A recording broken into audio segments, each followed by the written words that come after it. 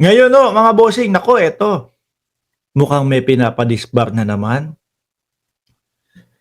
Mukha hong may pinapadisbar na naman mga kababayan. Pera ng taong bayan kasama pa pamilya sa gala. Inayos kasi mga bank account. Baka ma-open, sabi ni Sambong.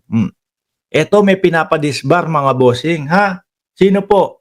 Nako, yung isang miyembro po ng Duterte. Ano? Yung isang miyembro ng Duterte, mga kababayan, gusto pong ipadisbar. Ayan o. Naalala nyo po, yung Kingmaker, sabi niya. sabi niya yun, ha? Kasi ang gustong sabihin o gustong ipahayag sa mamamayang Pilipino, ako ang naglagay o ako ang dahilan kung bakit nandyan sa pagka-presidente si Bongbong Marcos. Yung Kingmaker na hindi ho nanalo, na hindi na ilagay yung kanyang sarili doon sa posisyon sa pagkasenador, sa pagkasenador ho, mga kababayan. Na ang sinabi nung kapatid natin na si Chris Ulo, mga bossing, lintik tong si Vic Rodriguez. Sasabihin, gutom na yung mamamayang Pilipino. Tapos, yung libro, ibebenta niya pa sa mamamayang Pilipino. Paano nga naman yun? Ang nasa loob daw ay yung kabuktutan, kalokohan ng gobyerno ni Pangulong Bongbong Marcos. Bakit hindi mo na lang i-live? Kumita ka din, di ba? O kung ni-live mo, kumita ka din. O hindi pa gumastos yung sinasabi mong mga Pilipino na nagugutom. Di po ba? O tanong, ubos na ba yan? Big, ubos na ba yung libro nyo? O hanggang ngayon, nakasale pa din. No? Mukhang ipinipilit na nilang ibenta tong libro na ito, mga kababayan. Tapos na yung election, tapos na yung halalan. Baka meron pa din, no? No? Kingmaker! Fallout. Vic Rodriguez disbarment sought over tell-all book. Ayun, no? Ayun, no? Sino ho ito, mga kababayan?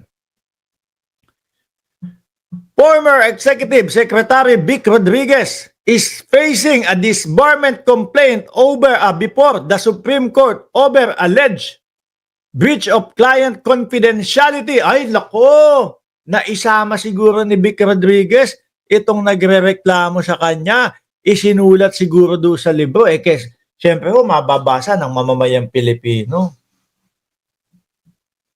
Lako, mukhang may sablay nga doon si Rodriguez mga kababayan.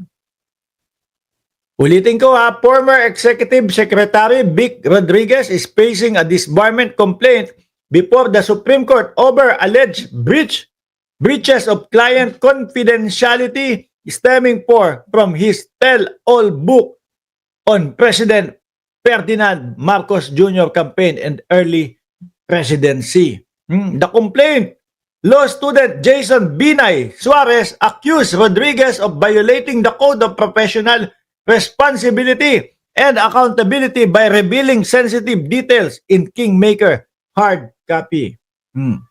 Kasi hindi pa nakontento kay Maharlika, ano? Hindi pa ho sila nakontento kasi kay Maharlika. Samantalang ayun, lahat, sabi naman lahat naman nung nandiyan sa libro na yan, ibinablog ni Maharlika. So parehas lang din ho. Kumbaga gusto lang pagmukain na nasa libro, na pangmatalinuhan no. Kasi kay Maharlika kapag ka ibinlago merong mga jutang ginames, may mga ganun no? Merong mga kung ano-anong word siguro dito gawin natin na mas presentable yung mga lengguwaheng gagawin natin. Ayan, mukhang kakaharapin po is disbarment kay Panort. Ay, kay Vic Rodriguez. Kasi kayo Panort ng Panort Basahin ko po ng mabilisan din itong balita na ito, mga kababayan. Sabi dito, Suarez, a nephew of former Vice President Jejomar Binay. Aba, bigatin din pala. A nephew of former Vice President Jejomar Binay said the book went beyond mere political memoir, alleging the disclosure were a calculated act tied to personal interest and political ambition. This action misused client confidences and undermine public trust in the legal profession, especially when committed by someone closely tied to the highest office of the land. Yari ito, si Vic Rodriguez mga kababayan. Akala ko kasi nila, porkit hindi sumasagot si Pangulong Bongbong Marcos, gano'n na lang at lang gano'n yun. Ang hindi nila na-realize, madami pong supporter si Pangulong Bongbong Marcos na hindi po hahayaan na ganyanin nila ng ganyanin ang Pangulo. Sabi ni Cristobal Cuartero, yung ibibili ko ng libro niya, ibili ko na lang ng tissue. May pamunas pa ako sa puwet. Paano naman bibilin yung libro niya, mga kababayan? Nung mga DDS, 20 pesos na bigas, iniiyak. Di ba? Walang katapusan na 20 pesos na bigas yung iniiyak ng mga DDS nung panahon na wala pang 20 pesos na bigas. Paano bibilin ng mga DDS yan? Eto, mga nagmamalaki na naman ngayon. McDonald's daw, iboboycott nila, ibaban nila. Every 3 months lang naman po yatang mga nakakakain ng McDonald's. Di ba? Ang dami ho kasing paano ng mga DDS. Ang daming mga patsaring ng mga DDS. Manang-mana ho doon sa ina-idol nila na si Baste Duterte. Manang-mana doon sa style ni Baste Duterte. Banat dito, atras. Pagka pumalag. Ganyan sila ho eh. Anyway, mga bossing, iwanan na ho natin yan at dakuin natin si Chis Escudero dahil ang sinasabi po dito, mga kababayan, no? Para matsugi si Chis o para maalis o masibak si Chis. Eto ho, mga bossing. Balita po ng Politico. .com.ph. Nako, dito pala lumabas yun. Para matsugi si Chis Escudero tags house for revealing campaign donor na nag-donate sa kanya ng 5.2 billion nung panahon ng eleksyon, mga bossing. At ito po ang matindi. No?